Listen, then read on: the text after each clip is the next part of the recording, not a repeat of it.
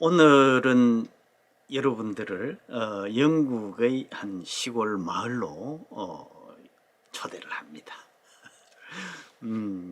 아주 독특한 소설을 한 권을 소개를 해드리려고 합니다. 뭐 제가 늘 이 책 소개를 드릴 때 제가 생각했던 것과 전혀 다른 책이더라 이런 말씀을 자꾸 드리게 되는데, 이 책도 그렇습니다. 그것도 그럴 것이, 제가 지금 그 책을 인터넷을 통해서 사다 보니까 책을 직접 보지 않고 그냥 그 광고 문구, 소개 문구만 보고 또 저자, 작가, 제목 이런 것들을 보고 이제 고르다 보니까, 그래서 아마 그런 것이 아닌가 이런 생각이 듭니다. 자, 오늘 이제 소개해 드릴 책은 바로 이제 이 저수지 13이라는 책입니다. 저수지 13. 도대체 무슨 뜻일까? 참 알 수가 없는 거죠. 그런데 이게 참 독특한 것이 스토리랄 게 없어요. 그리고 반대로 아주 많은 스토리가 잡다하게 들어 있습니다. 그러니까 뚜렷한 어떤 스토리, 테마, 소재 뭐 이런 것들이 애매한 거죠. 그래서 이게 이제 참으로 제가 그래서 독특한 소설 이렇게 말씀을 드립니다. 위치 자체도 모르겠습니다. 영국의 시골을 좀 아시는 분들은 이 책을 보면 여기가 어디쯤이다라는 것을 아시겠지만, 저는 별로 감을 잡을 근거가 없더라고요. 어디쯤인지는 책에 조금 힌트가 나오긴 하는데, 그래봤자 저는 어딘지 잘 모르겠습니다. 여기 이제 스톤 시스터즈라는 이름이 나오는데요. 스톤 시스터스, 이게 영국의 픽디스트릭트 지역의 청동기 시대 유적지 이렇게 되어 있습니다. 영국의 픽디스트릭트, 발음도 어렵군요. 어딘지 잘 모르겠습니다. 아무튼 그 근처라고 되어 있는 겁니다. 그래서 보기에는 한 중부보다 약간 북쪽이 아닐까 이런 생각도 들기도 하고요. 모르겠습니다. 남쪽인지 아무튼 무대는 그런 곳입니다. 자, 그런데 이 스토리는 뭐냐 하면은, 한 소녀가 그 저수지가 있는 그 인근 일대, 그러니까 여기는 이탄 지역이 또 있고요.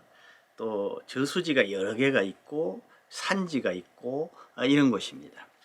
거기에 이제 마을이 있는데, 여기에 이제 휴가차 온 가족이겠죠. 그 가족의 딸, 한 소녀 13살쯤 된, 13살인가 그렇습니다. 그 소녀가 실종이 됩니다. 자, 그런데 실종이 된 후에 벌어지는 일들인데, 그러면 실종된 아이가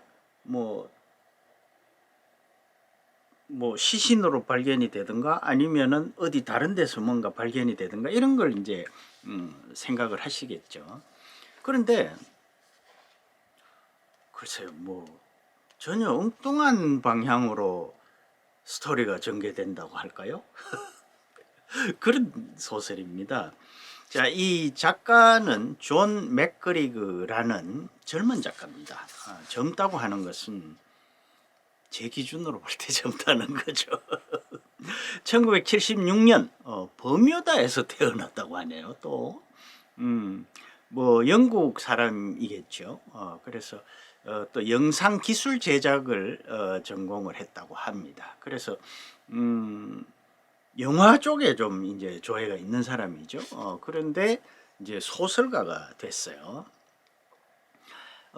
그래서 장편을 좀 썼는데, 이 저수지 13이라는 이 책으로 2017년 영국 문학 최고 권위상 중에 하나인 코스타상이라는 그 상을 받았다고 합니다.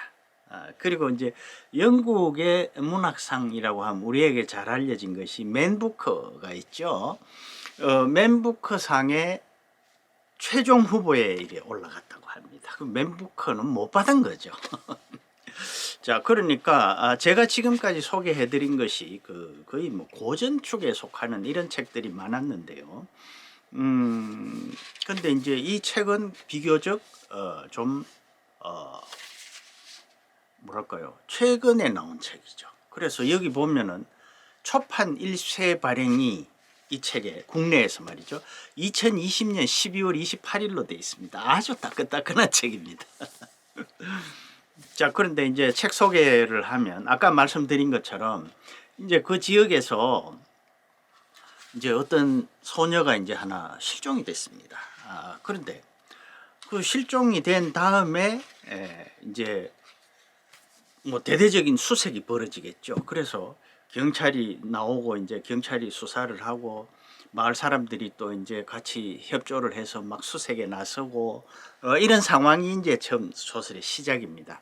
그런데 그렇게 하면서 그러면서도 이제 그 마을 전체의 어떤 일상이랄까요? 이런 삶은 또 계속이 되겠죠. 그것과 함께. 그래서 이제 그런 것들이 묘사가 되고 있는 겁니다. 여기 이제 13이라고 되어 있는데 원제도 지금 13이라는 숫자가 붙어 있습니다. 13이라는 것이 뭐 서양에서는 좀 불길한 숫자죠. 그런데 이 책이 13개 장으로 되어 있습니다. 또 13개 장으로 되어 있고요. 제 1장은 이제 그 소녀가 실종된 사건이 벌어진 그 상황에서 이제 시작이 되고, 그 다음 2장부터는 각 장이 1년입니다. 그래서 2장부터는 매번 그 새해가 시작되는 걸로 이 2장부터 13장까지가 그렇게 시작이 됩니다. 그러니까 이게 총 13년이라는 이야기죠. 13년 동안 이어지는 이야기가 되는 겁니다. 그런데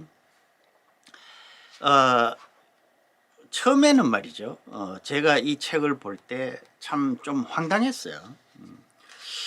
이제 보통 우리가 생각할 때는 소녀가 실종이 됐고 경찰이 수사에 나서고 또 마을 사람들이 이제 함께 수색에 나서고 이러면은 뭔가 이제 그렇게 이야기가 진행이 될 것 같은데, 이 첫 장에 말이죠. 첫 장부터 이제 뭐 물론 첫 장에 그런 게 많이 있습니다만은 굉장히 엉뚱한 묘사가 아주 자세하게 돼 있습니다. 뭐 예를 들면은 뭐 누가 개를 산책을 시킨다든가, 물이 어떻게 흐른다든가, 그 산에서 내려온 이제 계곡물이겠죠. 그 다음에 거기 여우가 새끼를 낳고 무슨 외가리가 뭐 먹이를 잡고 오소리가 굴을 파들어가고, 거기에 또 여기 이제 각 마을의 여러 사람들은 또 뭐 교회에서 무슨 행사를 하고 또 꽃을 꺾고 장식을 하고 뭐 연애를 하고 무슨 정육점에 누구는 뭐 또 빚 때문에 이게 집이 차압당하고 뭐 이런 것들이 아주 세세하게 묘사가 되고, 애들 거기 이제 10대들이 또 뭐 숨어서 술도 마시고 자기들끼리 뭐 키스도 하고 이런 것들이 굉장히 잡다하게 묘사가 됩니다. 그리고 뭐 학교에서는 또 뭘 수리를 하고, 그래서 이게 한 장 동안에 제가 아까 처음 한 매장의 시작이 새해 처음 해가 바뀌는 것으로 시작된다고 말씀드렸죠. 그럼 끝은 어떻게 되겠습니까? 그 장의 끝은 한 해가 끝나는 시점이 끝이 되는 거죠. 그래서 봄, 여름, 가을, 겨울이 지나가고 이 실종된 소녀는 계속 실종된 상태이고, 그 부모는 이제 뭐 헤어졌다가 만났다가 왔다가 갔다가 이렇게 하고 그런 상황이 13년 동안 펼쳐집니다. 그러다 보니까 그 실종된 애와 비슷한 또래의 아이들이 다 이제 대학을 졸업하고 성인이 되는 거죠. 그렇죠? 13살 먹은 아이가 실종돼서 13년이 지났으면 26살 아닙니까? 그러니까 대학을 졸업하고 성인이 되고 뭐 어떤 여자애는 결혼을 하고 뭐 이런 상황이 되는 거죠. 그렇게 쭉 13년을 이어갑니다. 무슨 책이 이래?